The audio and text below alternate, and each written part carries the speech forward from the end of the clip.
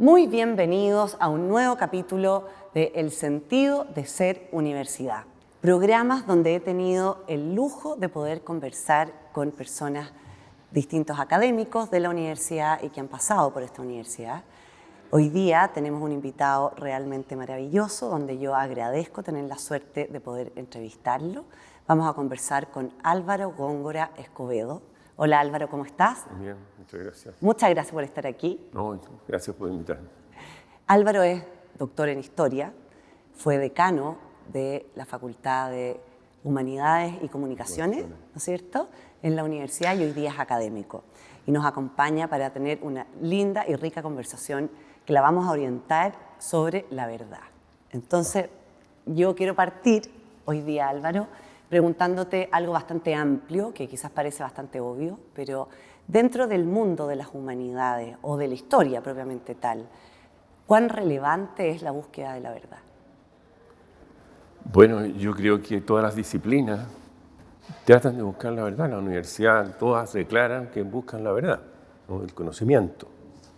Entonces, la historia es el conocimiento del pasado humano, ¿no es cierto? Y en cuanto a conocimiento, debe ser conocimiento verdadero, ¿no? Y para eso, la exigencia del historiador o del investigador de historia es extraordinariamente compleja, difícil. Me imagino. Porque el sujeto investigado no existe, está en el pasado. Exactamente.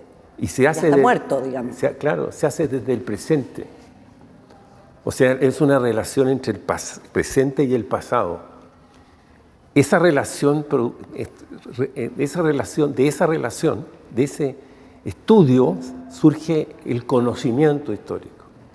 Y para yo conocer a esa persona, o esas personas, o esa forma de vivir, o lo que hicieron esas personas, yo tengo que ir al pasado. Y para eso tengo que buscar testimonios, tengo que ver documentos, tengo que ver la forma que vivían, tengo que saber la concepción de mundo que tenían, cuáles eran realmente sus preocupaciones. Y para eso tengo que, yo, historiador, prepararme profundamente. Tengo que saber mucho. Qué importante lo que dices de ver el contexto donde se desarrolló la acción propiamente tal, porque yo me imagino, no sé, cómo van cambiando las costumbres, cómo va cambiando la cultura de las distintas sociedades. No es lo mismo analizar una cierta acción de un personaje en tal fecha que esa misma acción de ese mismo personaje en tal otra. Y esa capacidad que tiene el historiador o el que investiga la historia de poder, no sé cómo lo hace, por eso te lo quiero preguntar, a ver si es que tiene respuesta, pero si yo vivo hoy día en el 2025 y tengo una manera de vivir, de pensar, etcétera, ¿cómo lo hago para trasladarme y poder analizar de verdad en el contexto donde vivió esa persona, en el fondo? Bueno, mira... ¿Cómo se hace eso? Uno estudia primero que nada, se está estudiando una persona que estuvo en el Chile en el siglo XVIII. Ya. Y yo lo primero que tengo que hacer es ver lo que era el contexto del siglo XVIII. ¿Qué estaba pasando? ¿Cómo se vivía? ¿Cómo era Chile? ¿Y dónde estaba ubicado en Chile esa persona? Es un Chile largo que tiene climas distintos, tiene realidades distintas, tiene vegetación distinta, etcétera, etcétera. Entonces, tengo que tener todo eso, ¿me entiendes? Y después ver de qué se trata, ¿no es cierto? Si está en una ciudad, si es un hombre rural, en fin. Entonces, si estoy estudiando un hecho político, ¿no? Por ejemplo, alguna situación que vivieron los, digamos, chilenos que vivieron en ese tiempo. A mí me encantó, perdona, ¿te puedo poner un ejemplo? ¿Sí? Es que yo revisando todo lo que tú habías hecho y todo, me encontré con un análisis que había hecho de Bernardo Higgins versus Carrera. Bueno, me pareció súper interesante. Por ejemplo, si uno lo toma como ejemplo. Claro, pues son personas distintas, eran de familias distintas, con realidades distintas. Todo. Uno vivía en una parte, otro vivía en otra, no se conocían cuando eran chicos, etcétera, etcétera. Entonces, yo tengo que saber todo eso. Y tengo que ponerme en contacto no solo con los documentos que se refieren a ellos, donde hablan ellos y hablan de ellos, sino también todo el contexto personal, su familia, su padre, dónde se educó. No era lo mismo ser como el caso de O'Higgins, ser una persona que tuvo problemas porque no tuvo padre cerca. Claro.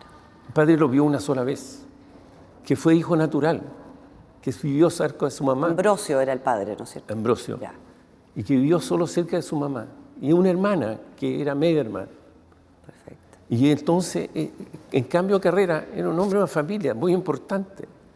Él era prácticamente un patricio acá en Santiago, que tuvo buena educación, ¿no es cierto?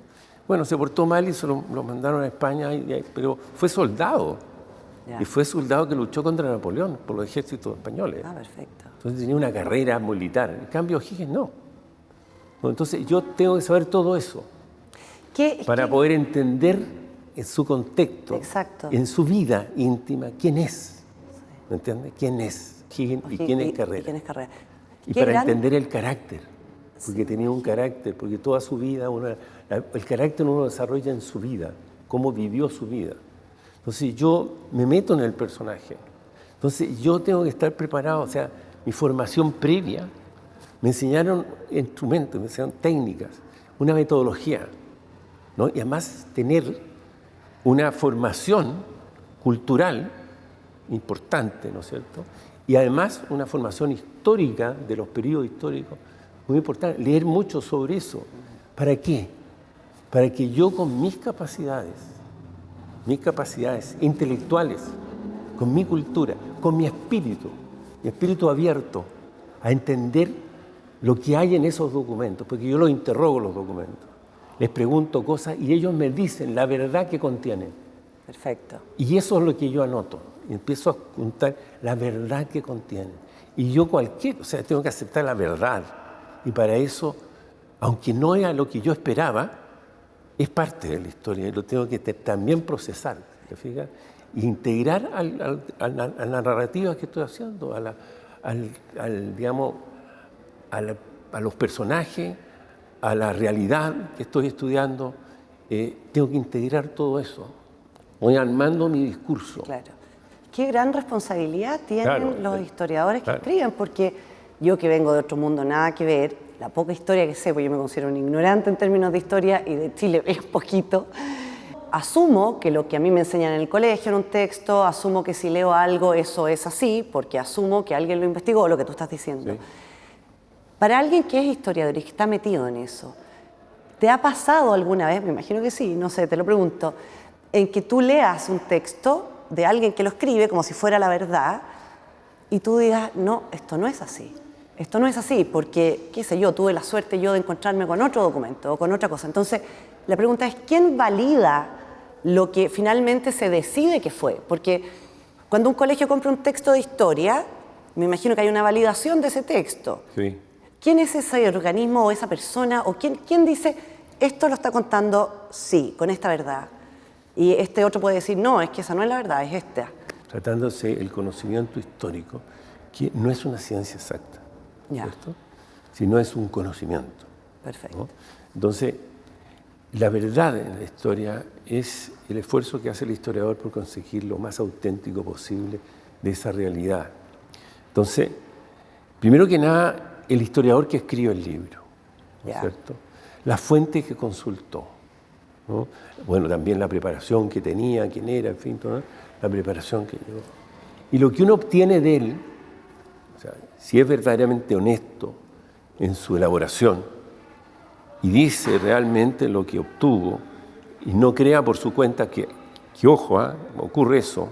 Es que debe ser bastante frecuente, porque yo quizás no me quería encontrar con eso, entonces como que lo puedo tergiversar o darle una vuelta. Lo puede arreglar. Claro. Y a veces puedes incluso, te digo, y existe, te lo cuento porque sé que existe, tú puedes, la fuente que no te gustó una vez, te puedes cambiar la palabra, por ejemplo. Entonces, eso te diría yo que, por lo tanto, el discurso del historiador, la obra del historiador, lo que dice el historiador, tiene un grado de verdad. Nunca va a ser la verdad total. Ya. Nunca va a tener la verdad total, a no ser que hubiese estado ahí en el momento que ocurrieron las cosas. Y quizás ni siquiera, porque su manera de observarlo quizás cambia desde otro que lo observó desde otro lado. También, pero es por lo menos el rigor te obliga a tener verosimilitud. Claro. que lo que esté ahí sea coherente y dé una explicación, dé una interpretación. Entonces, lo que ocurre entre los historiadores es que hay interpretaciones. Ya. Interpretaciones. Y hay interpretaciones que con el tiempo, por ejemplo, los primeros escritos sobre lo mismo que tú me planteaste, Ya. la relación entre O'Higgins y Carrera, Carrera, lo escribieron antes otros. Pero aparecieron nuevos documentos y otros que le siguieron vieron esos documentos que él no había visto y además lo vieron a él. Perfecto. Y así se va construyendo la historia con otros que han pasado por ahí, con nueva información que se descubrió, con nuevas lecturas que se hicieron, y tú vas teniendo un texto mucho más completo, mucho más verosímil, te quiero decir. Tú siempre hay que fijarse en quién es el historiador, ¿ah? Y ver un poco porque en los libros aparece todo lo que consultó. Entonces, ahí tú puedes tener un ranking, ¿no es cierto?, de libros. Ya. Y entre los historiadores se discuten los libros. Se discute, se juntan. No se discuten, se comentan. Se comentan, ya. Entonces te comentan el libro porque se hacen eso, se hacen reseñas del libro y te hacen observaciones, ¿no es cierto? Bueno, Alguien podría decir después de leer un libro tuyo, en el párrafo tanto, en la página tanto, me parece que no está correcto bien, qué sé yo, estipulado tal cosa. ¿Eso lo puede hacer otro historiador que también está investigando lo mismo? Esa es la crítica. Esa es la crítica. Hay crítica. Ya. Entonces, eso también ayuda a seguir elaborando, ¿no es cierto?, el conocimiento histórico. Porque podía seguir todavía, si nosotros, la verdad total del periodo que estamos hablando de la independencia, sabemos mucho, pero la verdad absoluta todavía no lo sabemos. Nunca la vamos a ver, ni siquiera tenemos tan claro la que vivimos. Entonces, por eso te digo, son grados de verosimilitud. Sí. Entonces, el conocimiento histórico crece, madura, van saliendo versiones cada vez a lo mejor mejores, ¿no? Y en este sentido la historia de Chile ha avanzado mucho. Porque, créeme, cada cierto tiempo vuelve a escribirse sobre el mismo tema y aparecen nuevos y los ven de otra perspectiva. Entonces, esto no es solo de Chile, es la historia que sabes en el mundo. Perfecto, ¿me entiendes? Sí. Entonces, pero todo surge, las posibilidades de encontrar fuentes, una variedad de fuentes mayor que la que existía cuando escribió, qué sé yo, Encina o Barros Arana. Te fijas que fueron los primeros que hicieron una gran historia. Hoy en día yo me imagino que debe ser un poco más fácil buscar esas fuentes por la tecnología que hay que antiguamente, que había que ir a meterse a una biblioteca, me imagino, a buscar, o todavía hay que ir a meterse a una biblioteca, o ya la inteligencia artificial tú le dices, búscame el siglo XX. No, pues, bueno, puede ser que te ayude mucho eso, pero no sé, yo no lo he usado todavía, pero sí hay muchas otras posibilidades de encontrar mayor cantidad de fuentes. Porque hoy día cualquier cosa, cualquier elemento, cualquier material que te dé información sobre que ahí hubo carne humana, como dice un historiador, sí. ¿No? Carne humana es de interés del historiador. Es que es súper importante lo que tú dices de la carne humana, porque uno cuando ve la historia, yo en el colegio que lo odiaba porque era pésima para memorizar cosas, entonces me cargaba estudiar historia, porque había que aprenderse fechas y cosas. Falta quizás meter que ahí hay personas humanas que vivieron, o sea, sí. La carne humana es fundamental, porque eso es lo que mueve, me imagino, en la investigación. Claro, digo de carne humana porque ahí hubo un ser humano. Un ser humano. Ya es de interés del historiador. Sí. Porque puede ser la moneda que se encontró, puede ser una anotación al margen, puede ser, digamos, un cuadro que compró por un interés especial, ¿me entiendes? Y lo tiene puesto. O sea, el cuadro tiene un significado para él. Entonces, todo lo que tenga que ver con el mundo del personaje que tú estás estudiando tiene valor histórico. ¿Y siempre se estudian personas? Porque... No, hechos. Hechos también, sí. Obvio, pero en el fondo los hechos son relevantes porque hubo personas involucradas. O involucradas, entonces, por eso uno estudia la relación del personaje con los hechos. Con los hechos. Y los hechos, el relato de los hechos, que hubo varios relatos, ¿me entiendes? Sí. Entonces, el escenario donde se realizó todo esto, la gente que estuvo, todo, o sea, tú puedes, la exigencia es tratar de tener toda la información posible, todo lo que te puede entregar la información acerca de lo que ocurrió, lo que más te acerque a la realidad, ¿no? O sea, las lecturas que tuvo el personaje, o lo que se dijo que hizo. Si se casó, no se casó, si tuvo hijos, con quién se casó, esas cosas también. Lo que dijo el otro, Que dijo el otro de él. De él, ¿me entiendes? Sí. Lo que decían de él los otros, ¿me entiendes? Porque ya, tú dices, Prat dijo esto, cuando le dice, Sotomayor, el almirante, le dice, usted se queda aquí. Él quería ir a la guerra, quería ir al Callao, quería ir al Perú. Y lo dejaron en la Esmeralda. Y él aceptó, capitán. Y él le dice así, sale, como broma le dice, si viene el Huáscar, lo abordo, le dijo. ¿Ah? Lo dice así como broma. Lo dice antes de que Lo ocurriera dice lo antes, hecho. si Ya. viene así con abordo. ¿Y de dónde se saca eso? ¿Hay alguien que escribe una carta? Porque se escriben, porque el Sotomayor después cuenta lo que le dijo. Perfecto. Si fue el héroe, entonces se recuerda todo eso, entonces sale. Entonces ahí tú ahí ves la disposición que tenía Prat, aunque era broma. Ahora tenemos que creerle a Sotomayor. Bueno, sí, pues nosotros, porque también lo vieron otros. Ya. Incluso lo vieron los enemigos que estaban en Iquique. ¿Ah? Lo vieron los peruanos que estaban en Iquique. Eso también queda registrado. Todo, Algún peruano todo. quizás mandó también una carta que dijo... Sí, porque quedaron "Vi admirados. esto". ¿Cómo fue posible que este hombre saltara a la otra? Cuando el barco era un tremendo barco y lo abordó. ¿Ah? Bueno, cuando él dice, yo lo abordo, como yo soy choro, ¿ah? Yo lo abordo. Bueno, todo eso, te fijas, entonces tú vas creando un ambiente. Y después empezaron a conocer mucha gente que vio esto y lo relata. Y lo relata. Sin saber que alguien lo iba a escribir algún día, o que lo iba a encontrar. O que alguien lo iba a leer. O que alguien lo iba a leer. Entonces el historiador empieza a hacer un trabajo, por eso es largo el trabajo. Me imagino. Álvaro, te quiero llevar un poco a tu historia, ya que estamos hablando de historia. ¿Qué te pasó a ti, por si es que hay algún alumno, por ejemplo, te está escuchando y de repente tiene ganas de estudiar historia, pero tiene poca información, no sabe lo que hace bien un historiador, acá más o menos ha salido que investiga, ¿no es cierto? Me imagino que el que estudia historia le tendrá que gustar investigar, porque si no, no sé si lo va a pasar bien o no en la carrera. Pero a ti como persona humana, cuando tú sales del colegio y tú dices, voy a estudiar historia, ¿qué le pasa a esa persona? Y la pregunta que más me interesa es que tú transmitas es, ¿de qué vive un historiador? Porque mucha gente, yo he escuchado, tengo hijos que están ya saliendo del colegio, entonces las conversaciones son qué es lo que vas a estudiar, ¿de qué vas a vivir si eres historiador? No estudies historia porque te puede llenar el alma quizás, pero no vas a tener, en general con las carreras humanistas, pasa lo mismo con un filósofo. Entonces, un poquito, ¿qué te pasó a ti? ¿Cómo llegaste tú a la historia? Es que es una historia muy especial. Porque, mira, yo no elegí historia, me eligió la historia. La historia te eligió.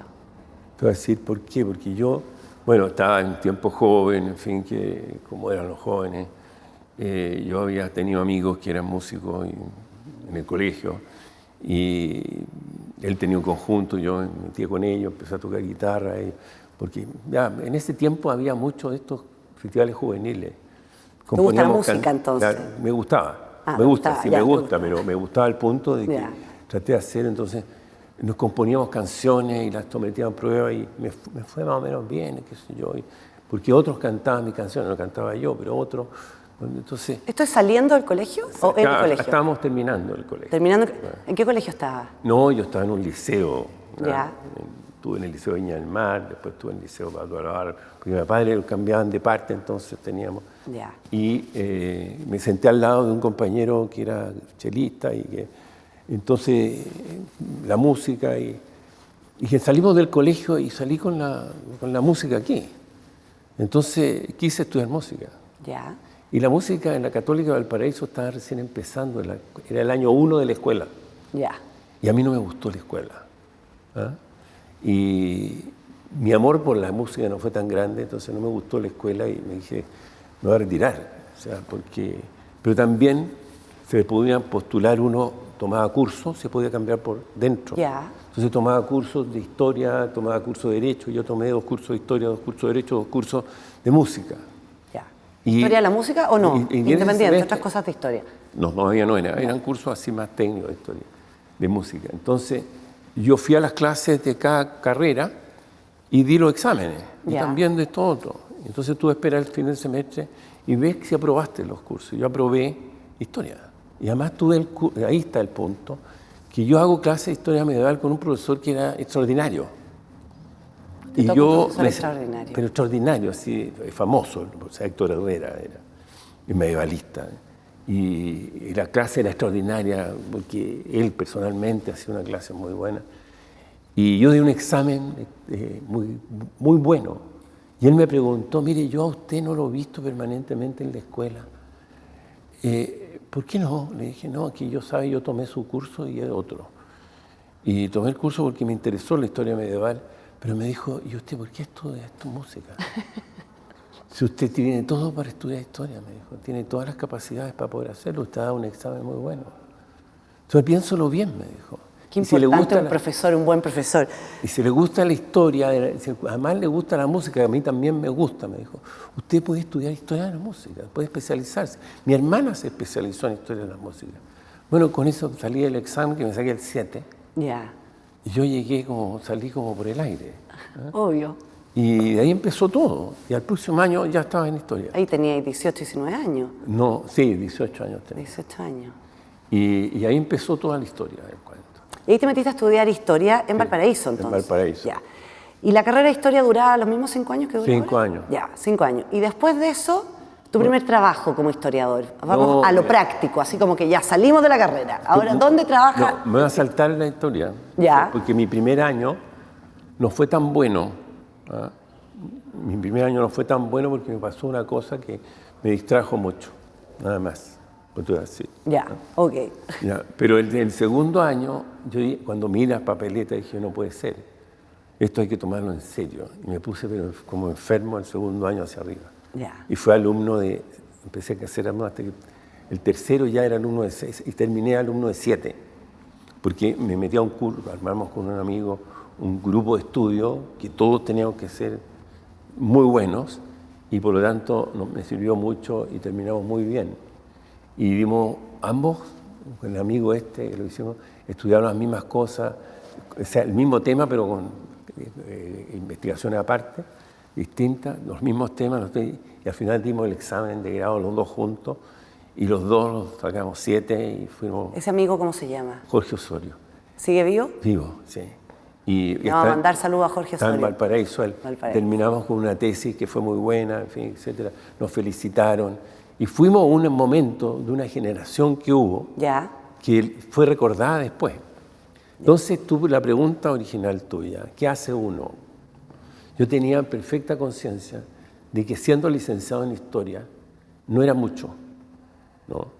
Que podía yo, si quería, podía estudiar pedagogía, hacer unos cursos de pedagogía y poder ser profesor de Historia. ¿En un colegio? En un colegio, pero no quise. Entonces yo dije, voy a estudiar más, y voy a estudiar otras cosas, y voy a ser más lejos, y ser doctor en Historia. Y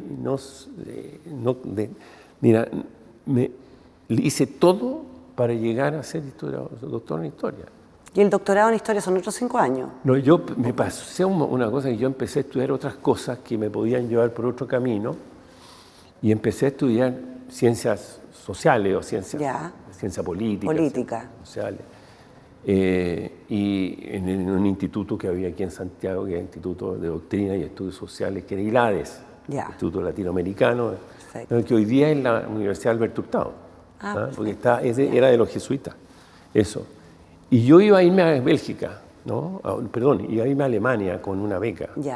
Y algo pasó porque yo ya me había casado, algo pasó y a mi señora tuvo una enfermedad y lo dije. Y me dijeron, bueno, en realidad, qué lástima, no va a poder ser, se presenta de nuevo usted. Porque estaba a punto de que pasara al último examen, que es la última etapa de la beca. Y yo iba a pasar 8 meses en Alemania, estudiando alemán solamente, encerrado en una parte. Bueno, eso era... Y no pude hacerlo. Y además, por otro lado... yo tuve un pariente historiador que es Mario Góngora, que fue muy famoso, creativo. También me lo encontré en las redes sociales, o sea, mientras buscaba. Dije... Sí, pero él es el historiador, uno de los historiadores que ha tenido Chile. Y él, sabiendo que yo estaba estudiando una cosa, me dijo, usted no se estudia eso. Usted tiene que seguir estudiando historia. Y no se vaya a Alemania. Yo traté de irme y me deprimí. ¿Dijo? Me deprimí. Entonces, no, estudia acá. Y bueno, él era el coordinador del doctorado en Historia de la Católica. Estaba recién creado, ya como 2 o 3 promociones. Y yo postulé y no creé, porque había que tener 2 idiomas. Ya. Y en el inglés a mí me fue mal, el francés bien. Y el inglés mal. Entonces estudié todo un año inglés. A 2 idiomas además del español, digamos. Sí, Ya. para leer documentos. Básicamente, sí, claro. leer documentos, no hablar, pero leer documentos. Leer documentos. Y entonces, inglés estudié como bestia todo un año entero, hasta que al final di los exámenes y me dijo, ya, pues, salió con la suya. Entonces... y ahí hiciste el doctorado en la ahí Católica. el doctorado en la Católica. Y me fue extraordinariamente bien. Álvaro, de toda la historia, una pregunta súper amplia esto, ¿qué es lo que más te gusta y apasiona? El tema, la temática, digamos. Es que, ¿sabes? Mira, he paseado por muchas cosas, por la historia política, los personajes políticos que han desarrollado un pensamiento propio y han tenido una característica propia, ¿no?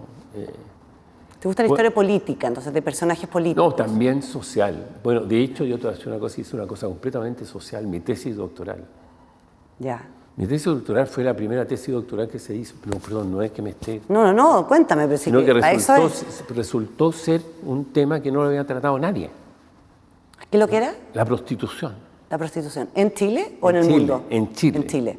Y la prostitución, no por la prostitución misma, no por tener, digamos, la cosa media oscura, sino cómo, porque la prostitución era un tema social, porque difundía una enfermedad que era la sífilis, y la enfermedades venéreas. ¿Dónde puedo leer yo algo de eso, por ejemplo? Tal libro está escrito mío. Yo como ginecóloga me interesa muchísimo. Pero está el libro escrito mío, tiene 2 ediciones o 3 ediciones. ¿Cómo se llama el libro? Historia de la prostitución en Santiago Historia de la de Chile, prostitución en Santiago de Chile. En Santiago de Chile, ya. Bueno, y resulta que era un problema social porque genera la expansión de las enfermedades venéreas. Al lado siempre había el alcohol y el fuego, y habían barrios en Santiago. Entonces, el problema era médico, el problema era social. Entonces, yo estudié cómo las élites, la élite política, la élite médica, la élite jurídica, cómo enfrenta el problema de la enfermedad venérea, la prostitución, el delito, etc. ¿Cómo se organiza? ¿En qué año es esto? Desde el comienzo, desde la independencia, en 1813 a 1931. Entonces, este problema no era chileno solamente, porque se había dado antes en Europa, y mucho antes en Roma, y mucho antes en Grecia, ¿me entiendes? Porque la prostitución era un fenómeno absolutamente mundial. Sí, claro, obvio. O sea, y bueno, entonces, como Chile era un país tan dependiente de Europa, de la cultura europea, bueno, en Francia para poder controlar la prostitución, se había reglamentado, se había permitido, pero reglamentada. Reglamentada. ¿Para qué? Para tener control médico. Para sobre que las enfermedades venéreas. Se llama asiladas, para que las asiladas tuvieran control médico semanal o mensual, para que la policía protegiera todo el delito que estaba alrededor, el alcohol, el juego, porque iban asociados, ¿no es cierto? Y para que esto fuera organizado urbanamente. ¿Entiendes? Entonces, entretenido. Porque además se le ocurrió a los inteligentes crear barrios. Bueno, en el mundo entero ha sido así, ¿no? Álvaro, lo encuentro lo más entretenido que hay, se me está acabando el programa, seguiría conversando contigo sobre esto mucho rato más. Pero por eso te digo, o sea, la vida de como estudiante te lleva a los temas. Sí. Y se me ocurrió leer un texto que hablaba de esto en Francia y que yo aquí lo tengo. Y además me encontré el documento en el Archivo Nacional. Porque una prostituta que salía por delitos, por esto y otros delitos. Abro el archivo, quien lleva el juez, ¿no es cierto? Y aparecen los testigos. Y eran unas asiladas, unas prostitutas, que estaban, porque este proxeneta las explotaba. Y le inventaron que había cometido un crimen, 2 crímenes, y lo había enterrado abajo de la escalera de la casa. Ah, mira. Y entonces, eso aparece en el libro y empezó a estudiarse el tema. Y como era un juicio, yo tenía todo el juicio. Claro, maravilloso. Entonces de ahí... Toda la información. Claro, toda la información. Y fíjate que yo no ocupé el juicio en todo este libro. Si uno lo guardé para escribir una novela. Ah, pero entretenido. ¿Y esa novela la escribiste también? Me falta todavía... Ya. Porque ahora entiendo que estás escribiendo la historia de la universidad. Pero lo otro, mira, también he estado en historia política, historia social, bueno, historia en varias cosas. Con el tema me intereso y punto. Súper. Álvaro, ha sido un gusto, de verdad seguiría conversando media hora más contigo, pero quiero que le mandes, mira, esa es tu cámara, quiero que le mandes un mensaje a los alumnos a quienes les haces clases hoy. ¿Qué les dirías a ellos? Bueno, le he hecho clase a muchos alumnos y ha sido lo más importante para mí la clase. Lo que más me interesa es que ellos, primero que nada, se entretengan, que estén bien en la sala de clase. Y yo trato de hacer todo lo posible por explicarle de la manera que hablo, ¿no es cierto? O sea, no tomo ningún rito especial, sino que es como estar hablándole en el living de mi casa a mi amigo, a mi hijo, qué sé yo, sobre episodios de la historia de Chile. Y les daba a leer mucho, ¿no? Y había alumnos que leían mucho y era muy exigente, es verdad. Pero a los alumnos les costaba, pero aprendían, ¿no? Le hacía preguntas no tanto por datos, sino que les preocupaba que ellos pensaran, que razonaran, que supieran interpretar. Que los hechos por sí solos no valen nada, sino que tú tienes que ser capaz de relacionarlos para poder entender lo que está pasando en el período. ¿No? ¿Por qué está evolucionando esa sociedad? ¿Por qué va para allá? ¿Por qué tiene este sentido y no este otro? ¿Cuáles son los factores que han influido? Porque la historia por el dato no tiene sentido, sino en la medida que uno logra entenderla. Y yo enseñaba a entenderla. Y eso es una cosa que me agradecían los alumnos al final. A pesar de haber sido exigente y de haber tomado exámenes a un libro que tenía no sé cuántas páginas, y se lo hacía leer para que ellos lo entendieran. Y las preguntas eran no qué dicen tal página, sino algo que entendieran y que me lo relataran, entendiéndolo. Álvaro, te agradezco muchísimo que hayas estado con nosotros aquí en estos programas de El sentido de ser universidad. Tú formas parte desde los inicios de esta universidad, has sido pieza fundamental en toda la construcción de lo que ha significado esta universidad, así que de verdad muchas gracias por todo tu trabajo que has hecho y por estar hoy día con nosotros acá y compartir un poquito de lo que te apasiona tanto, que yo después me quiero ir a tomar un café contigo, a ver si es que me seguís contando esta cosa de la historia de la prostitución, que lo encontré pero alucinante. Así que muchas gracias. No, gracias a ti por invitarme. Y nosotros nos encontramos en un próximo capítulo, no se lo pierdan, de El sentido de ser universidad.